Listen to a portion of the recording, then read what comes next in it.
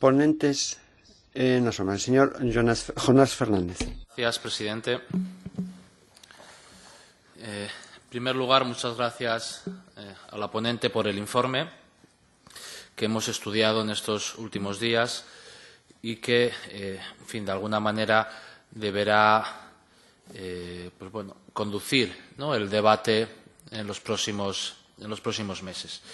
Yo creo que es importante que el Parlamento, como decía Esther de Lange, mantenga vivo el informe, mantenga vivo este reglamento, pero probablemente la mejor manera de mantenerlo vivo es, en fin, avanzando en las negociaciones, ¿no?, intentando llegar a algún acuerdo. Yo empezaré con un breve recordatorio de por qué estamos discutiendo el EDIS.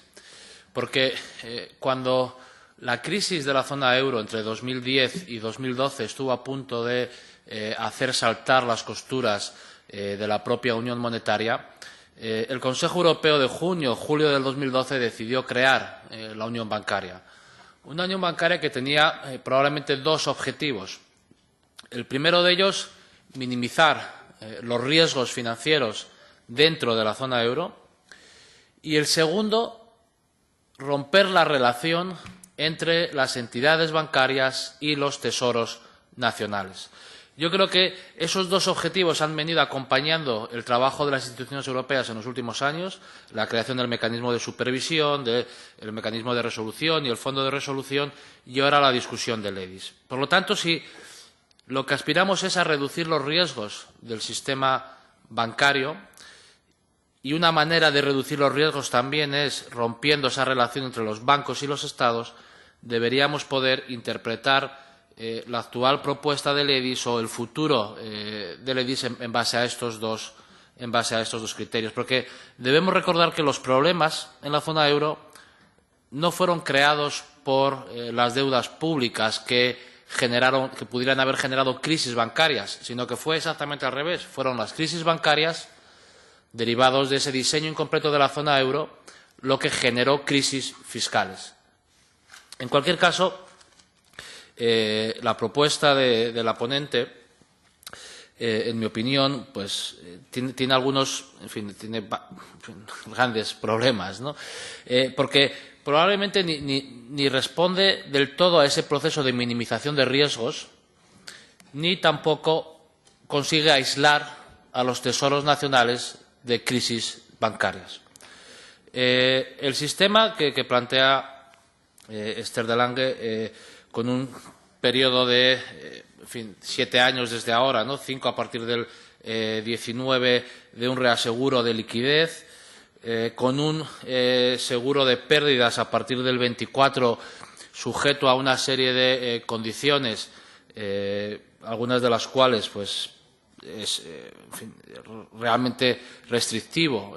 Todas esas condiciones, muy probablemente, si esas condiciones se mantienen ahí, pues jamás veremos la segunda fase, ¿no?, del sistema que planea la ponencia. Pero, en cualquier caso, aun cumpliendo con todos esos requerimientos, iríamos a un sistema donde aún el 50% de las pérdidas serían cubiertas por los seguros nacionales, y donde además el resto habría a su vez una parte cubierta también por el propio seguro nacional, de tal manera que la mutualización quedaría pues en ese 0,2, ¿no?, en ese 0,2 de los depósitos cubiertos que estarían en el fondo europeo. Por lo tanto, si lo que queremos es minimizar riesgos, podemos discutir la lista de condiciones para dar paso a la segunda fase. Pero también hemos de saber que en esa segunda fase los riesgos serían mayores que en un sistema con una mayor mutualización, porque a menos mutualización, más riesgo. Y, por lo tanto, si lo que queremos es reducir el riesgo, deberíamos entender también que cualquier sistema de seguro, cuanto mayor sea la mutualización, menor es el riesgo que asumen los participantes. Y, en cualquier caso, más allá de esta discusión, ¿no?, cuáles son las condiciones ex ante y cuál es el grado de mutualización, pensando siempre en minimizar el riesgo del sistema bancario en su conjunto, deberíamos también discutir cómo aislamos los tesoros nacionales de crisis bancarias. Y yo creo que este problema, que está, como digo, en la base de la crisis del 2010 al 2012, que está en la base de la propia decisión de la creación de la unión bancaria, esto está sin resolver.